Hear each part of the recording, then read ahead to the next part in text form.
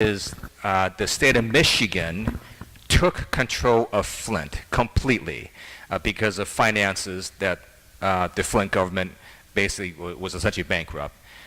And to save money, the state of Michigan switches the water from very, very clean Lake Huron water, some of the cleanest on earth, to the Flint River, which was a very dirty place for water.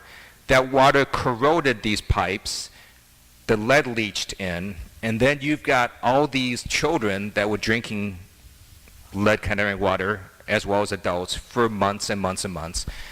There are two problems with lead. One is it's extremely toxic. It will cause all sorts of effects on you, including death if it's too high amounts. It clearly causes learning disabilities. It will make you stupider.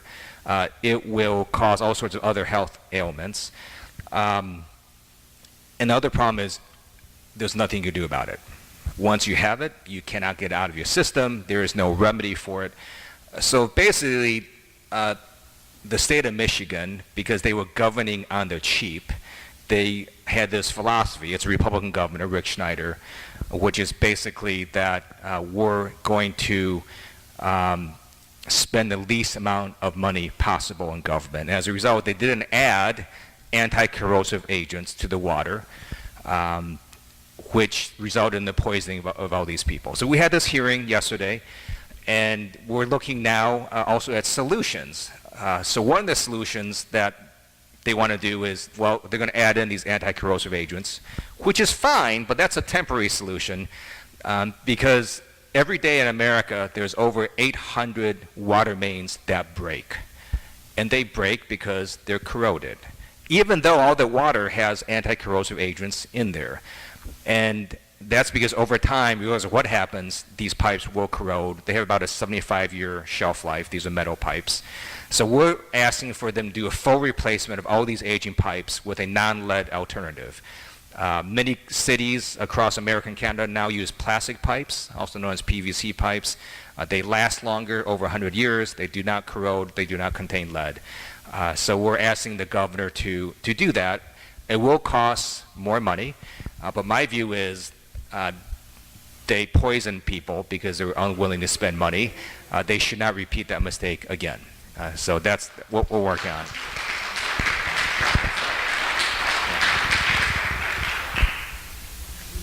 Yes, Karen. Thank you. I'm glad that you brought up Flint because I wanted to bring it up too. A lot of us have been hearing and appreciate more of the detail that you gave tonight about the environmental aspect of it.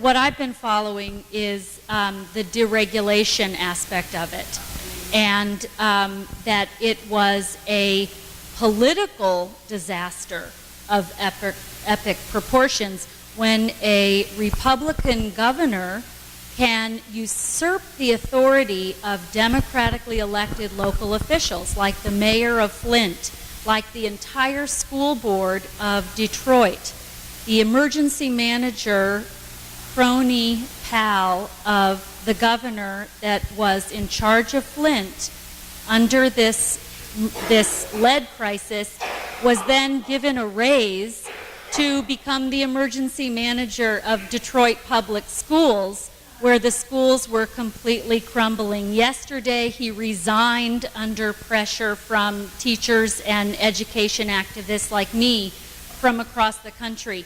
So what I'm asking is, even if the federal government has any authority to deal with things like that, because even among some of our Democratic brethren, we are hearing about wanting to save money and wanting to streamline and wanting to apply market-based solutions for efficiency's sake.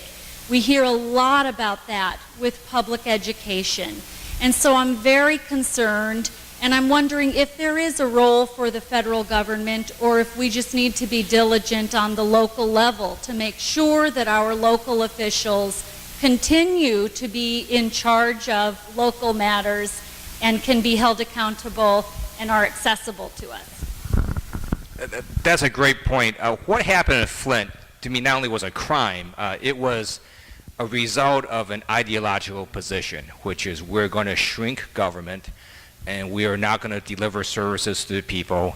And by the way, if you're poor and you're a lot of minorities, we're really going to just ignore you. And if you look at what happened in Flint, you had, by the way, the state of Michigan has reportedly right now about a $1 billion surplus because they've been governing on the cheap, right? And when you do this, when you reduce environmental standards, when you make decisions simply based on money without regard to people's health or people's lives, you result with really huge health problems, such as people being poisoned. So there is a ideological component to this that I hope people wake up and realize that there is a important role for government, especially in protecting the environment and health of people, and you can't run government as a business. The person you're talking about, Mr. Early, by the way, we subpoenaed him to testify. He did not show up, and so the chair actually publicly said that he is now asking the U.S. Marshals to hunt him down to serve him with a subpoena to bring him back. But there is a huge ideological component to this, that it is an ideology of not believing in government, shrinking government, that caused this to also happen. Yes? Hey, Ted, so I have a couple questions, one on privacy. LAPD as well as a number of other police departments uses those cell phone sniffers. And the way that they're set up is they're under confidentiality agreements that they're signing with the manufacturer, so no one knows that they're using them. And I'm wondering if we can make those confidentiality agreements go away and at least find out, because that sounds to me, again, that's warrantless, it's scooping up of all of our cell phone information. And then the second question was about Flint. Flint is not the only place that has lead. There are a lot of systems across the country that do. And so is there going to be any movement to maybe test and completely, to figure out where it is and get them replaced? So I'll take your second question first. The NRDC released a report in 2011 showing that 19 cities had toxic water problems. So this is a national problem where you have aging infrastructure, you've had disinvestment in government, and you have all these metal pipes, some of which have lead, and if they corrode, they will leach into the drinking water. And so at the municipal level, you can have water coming out of the cleaning facility that is lead-free, very clean, completely drinkable. But by the time it gets to a tap, who knows which pipes it went through, and it could have lead in it. It is a little freaky. It makes me sort of not want to drink tap water. But it is a national problem. So that's an issue I raised at the hearing. I asked the federal EPA to look into it. We're going to get more information, but it is somewhat disturbing that you have thousands and thousands of miles of lead, of pipes that contain lead across American cities. And just with water main breaks, they are corroding. And what is the response to that? Other thing that did come out at these is that some water utilities, when they test for lead, because they're supposed to, will flush out the system first, then test for lead. Well, you're not going to, that's going to lower your lead result, right? So we're working on trying to make sure that utilities follow the law. And I believe you're going to see it's more than just Flint. I mean, Flint is a remarkable, awful sort of catastrophe, but I think other cities could have this happen. And now keep in mind, this happened in Washington, D.C. in 2000, 2001, 2002, 2003. Elevated levels of lead in the drinking water. Again, from aging pipes that had lead in it. we did not learn our lesson from that. It's my hope that we do learn our lesson from this. So, oh, right. So I love this oversight committee, right? Because all these questions, we've had hearings on it. So we had a hearing on what's called a Stingray device. Now these are these devices that, according to the Department of Justice, will track the geolocation of your cell phone. So the Department of Justice said at this hearing is that they now use a warrant, and which they hadn't done before. So we got progress. In the past, they were just tracking folks with these devices. You wouldn't even know it. Now they actually have to get a warrant before they could do that. But this device will basically, if you have a cell phone, it will know where that cell phone is, and it can follow your movement around. So at the hearing, through questioning, it also came out, well actually I simply asked the question, well, can it also get content? Could it actually listen in on your phone conversations? And the answer was very interesting. It was, we do not configure it that way. That was basically what it was. And then I asked again, I said, well, does it have the capability to do that? And the person said she did not know. So we have now asked formally, does it have the capability to do that? We have, based on press reports, I believe it does.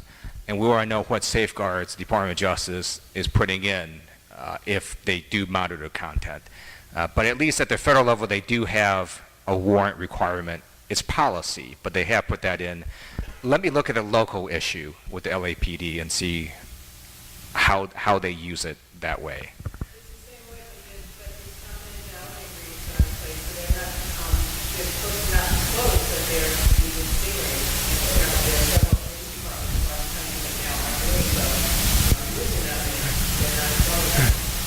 Thank you. I will look into that issue.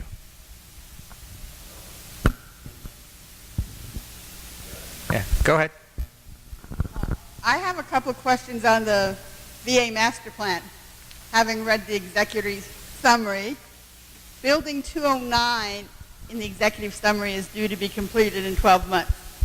However, there was groundbreaking on refurbishing that building in 2013. Considering that that's going to be 4 years, how can we expect any of the rest of it to be done in the timely manner of that plan?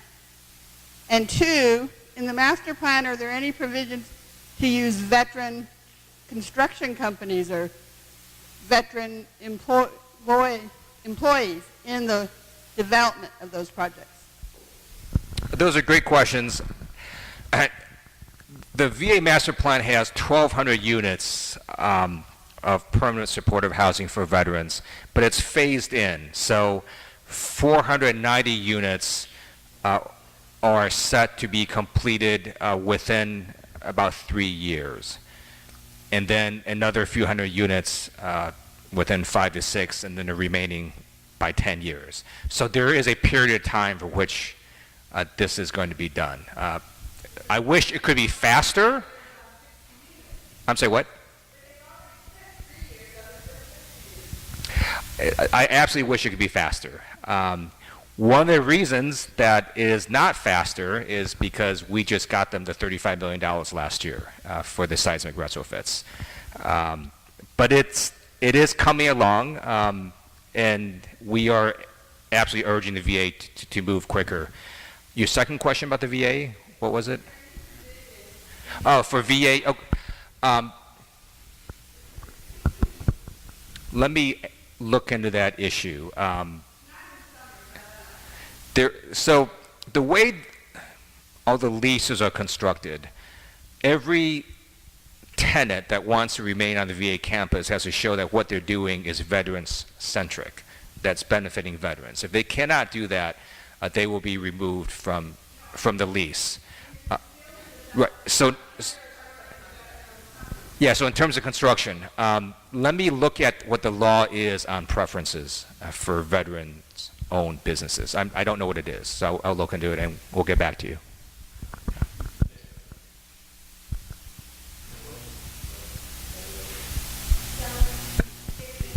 Yeah.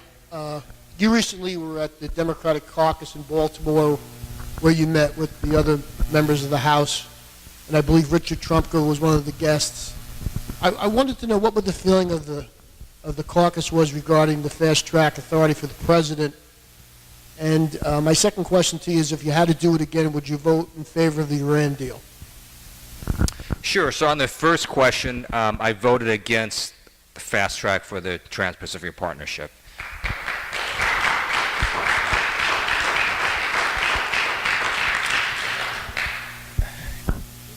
So we'll see what happens with it. You know, I don't think it's actually going to come up this year. Mitch McConnell on the Senate side has said he's not going to put it on the floor. So we'll see. In terms of Iran deal, I have posted my statement on it. It's about 23 pages. It's on my website. Happy to answer any questions after you read it. It is a close call. There were Democrats that opposed it. There were Democrats that supported it. And I still have the same view now that I did then, which is we won't know for years whether it was a good deal, a bad deal, or something in between. And that's because the Iran deal changes radically over time. The deal today is not the same as it is in 5 years, in 8 years, in 10 years, because these provisions actually change and expire.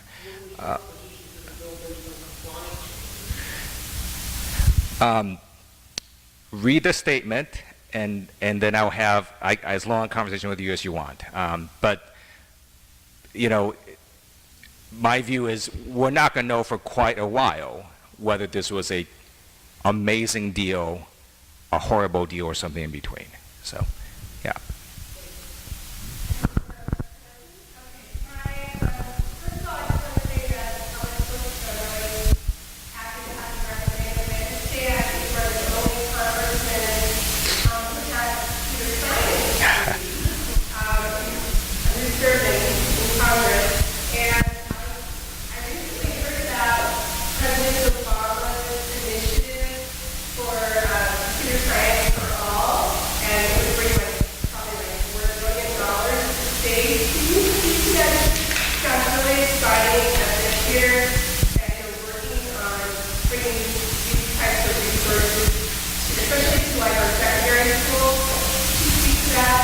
Sure, that's a great question. I'm the only Democrat with a computer science degree in Congress. Like, who knew there's 3 Republicans with computer science degrees? But there are.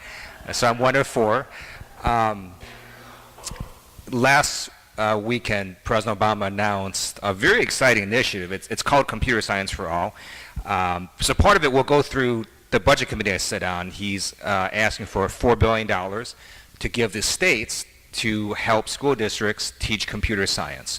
And I think it is a tremendous proposal. So my view is, you know, we can fight against the changing economy and this technology that has permeated all of our lives, or we can empower our children to thrive in the 21st century. And my view is we should do the latter. We should teach kids basic computer science. Having gotten a degree in it, it's more than just programming. It actually does think, it does teach you how to think in a fairly logical manner, and just gets you to sort of understand better how computers work and don't work, and what are things that computers cannot do, and technology. I think it's something that's important for our kids to be computer literate in the 21st century. I don't want to bash any particular subjects, but I can tell you there are a number of subjects that I took in high school that I have no idea why I learned, even standing here today. But to me, computer science is extremely important. So I support anything we can do to help schools teach this to kids. Yeah.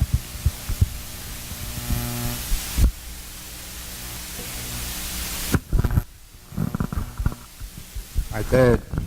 So about 75% of the phone calls that come in are these extremely annoying. Hi, is this Marty? Hi, Marty. Joan? And it's a sales pitch. You know, they take over the telephone system. It's like an invasion of your personal space through the telephone. I imagine others can't just be always. And it really, something should be done about it. Is there anything that can be done on that on a federal level to stop that? And then as a secondary side thing, you can give an update on the San Juan Airport. Sure. Are you on the, Marty, are you on the do not call list? Right. So Janet, can we looking at, there are enforcement problems with that. So we'll look into that and see what is causing those enforcement problems. The do not call list is supposed to remedy some of it, so let me look into it, because you should not be getting all those calls. In terms of Santa Monica Airport, the FAA, not surprisingly, disagreed with Santa Monica and me and many others who said, hey, the grant that you gave to Santa Monica expired a few months ago for a portion of the airport. It really should revert back to the city of Santa Monica. That is now, has now been appealed by the city of Santa Monica.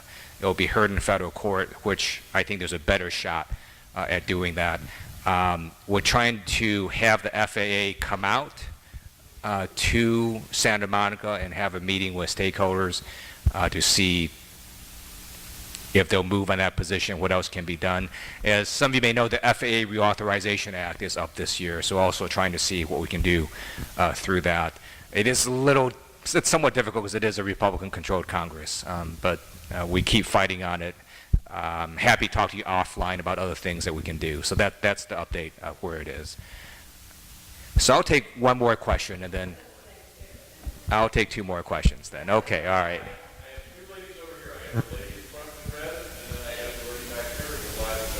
All right, go ahead. Okay, I don't know if this is a federal issue, but in 2004, the federal government passed Idea 04, which which federalized the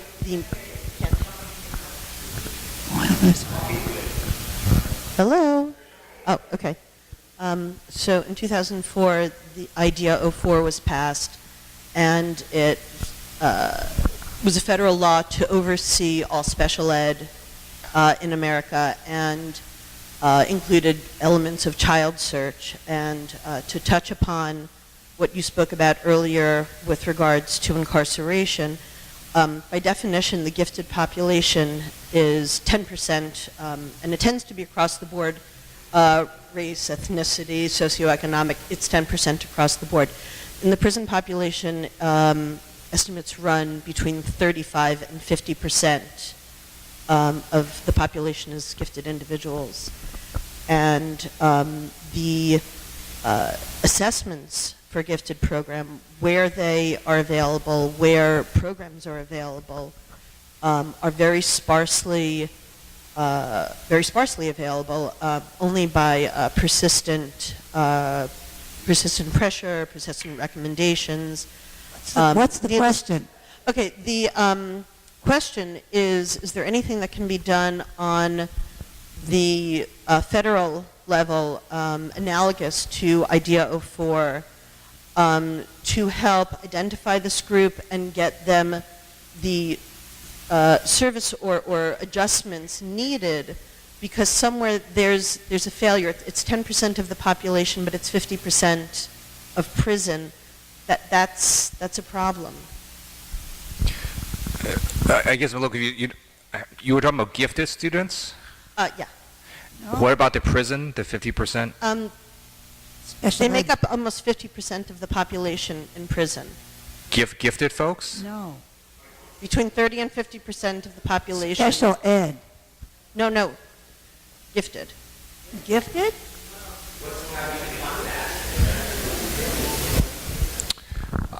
Do you mean folks that need a special education? Not in the traditional sense. Okay.